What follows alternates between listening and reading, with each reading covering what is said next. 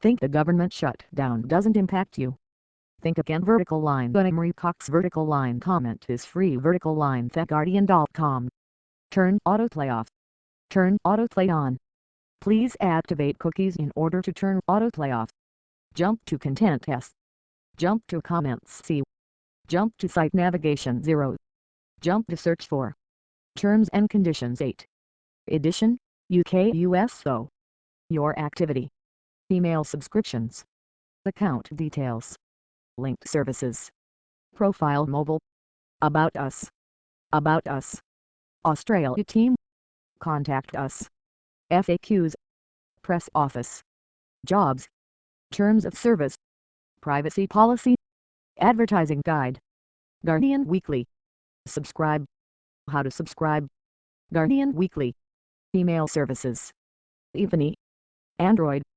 .gsc Control CSE width 25 rem exclamation point important padding 0 float right input.gsc search button background color number sign PDDDD border color number sign PDDDD input.gsc search button hover background color number 999 border color number 999 news world sport comment culture business, environment, science, travel, technology, life and style, data, TV, video.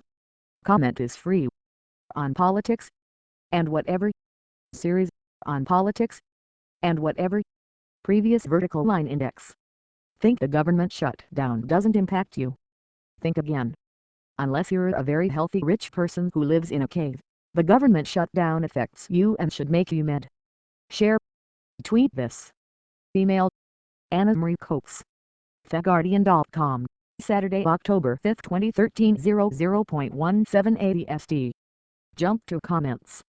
A portion of the National Mall with the U.S. Capitol in the background is closed due to the government shutdown. Photograph. Rex/Chris Tricklar. Human puff adder Bill Kristol noted on Morning Joe this week that the shutdown is not the end of the world. The Huffington Post's Sam Stein snapped back, for these people affected by these cuts, it is sort of comparable to the end of the world. I have one quibble with Stein's otherwise satisfying smackdown. For the people affected by these cuts implies that there are people who are not affected by these cuts. Stein was talking specifically about the families and children across the country most likely to suffer when the government stops paying for Head Start programs and nutritional aid, but they are only the most sympathetic victims of the shutdown. And there are a lot of them. Almost 9 million mothers and children rely on the Special Supplemental Nutrition Program for Women, Infants and Children (WIC). Most states will be able to operate for about a week on the money they have, but in the words of one administrator in Cook County, we have no cushion. If our funding stream stops, we will temporarily suspend service. The U.S. Department of Agriculture is attempting to prop up the program in the state's hardest hit IROs. They announced this week a $2.5 million grant to Utah. But the $125 million they have on reserve is laughably small for a program that costs $70 a year IROs. It's less than 2% of the total budget.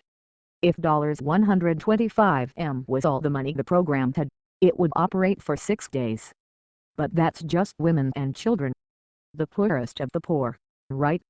We're a civilized country, we won't let them starve. As Kristol told Stein, localities can help out. Churches can help out.